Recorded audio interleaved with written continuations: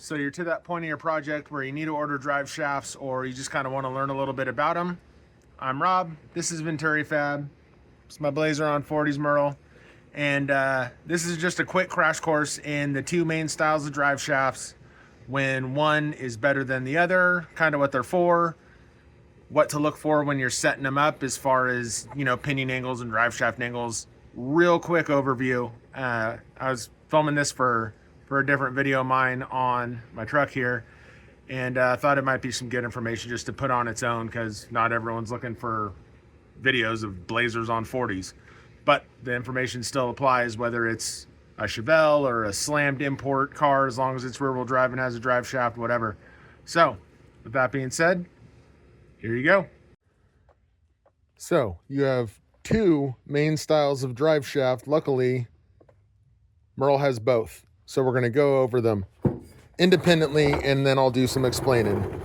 So you have a single Cardan Driveshaft, which is the traditional single U-joint at both ends. The benefits of this are they're cheap, they're simple, and at stock height, they're fine. Ideally, you want your angle here and your angle there to be the same. The problem is once you get into lifted vehicles, the distance vertically between your pinion and your output shaft on your transfer case gets more, and this angle gets steeper and steeper and steeper. The steeper this angle gets, the more it accelerates the wear and the shear forces on your U-joint. So the steeper these get, these will wear out your caps and the little bearings in there a lot quicker.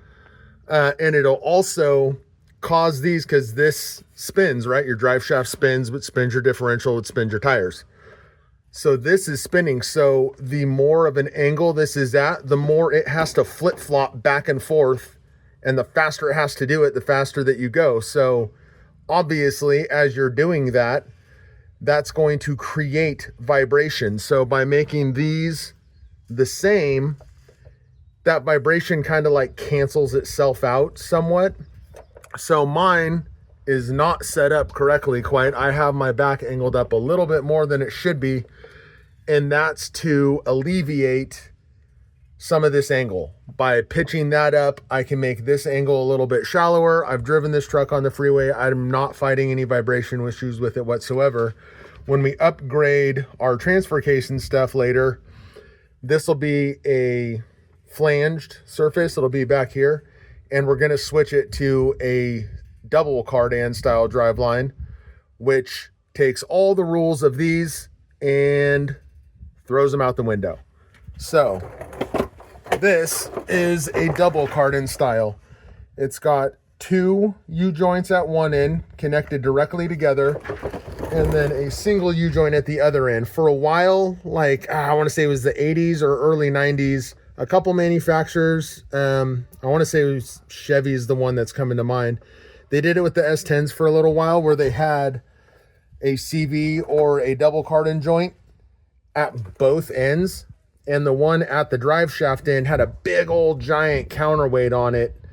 And that was all done in an effort to smooth out vibrations and just make the truck drive smoother and maintain inertia smoother and all of that. But there's a reason they stopped doing it, right? But the point of these is this. When you get into a lifted vehicle, right, like this point and this point are further apart, and you start getting that crazy angle at this U-joint, you can point this end at your transfer case so that it's more of a straight shot. And then what the double Cardan does is there's these two joints. There's one here and then one here, and they're connected in the middle with like a little ball joint, right? So this H holds them together, and then this yoke and this little yoke piece back here are connected together, so it's a constant velocity. So what it does is you want these two as straight of a shot together as you can, and then since these two are connected, it changes that direction of it to roll it into your transmission. But because they're connected, you don't have the vibration issues. So hence, let me roll around to the back. As a side note, you know what I love about being under this truck, dude? Look at that freaking exhaust. Holy cow, that is so dope. Got our exhaust and our onboard air tucked away back there. God, I love this truck so much. Anyways, so this, when I do my other deal, will be moved further back, which means this angle would be even worse. So it'll be almost pretty much required to have a CV at that point, just because this angle is going to be so bad. But all that said and done, after my 20-minute rant here, the point of CVs is to get rid of vibrations, and they go at the transfer case or transmission end, not at your axle like the internet thinks.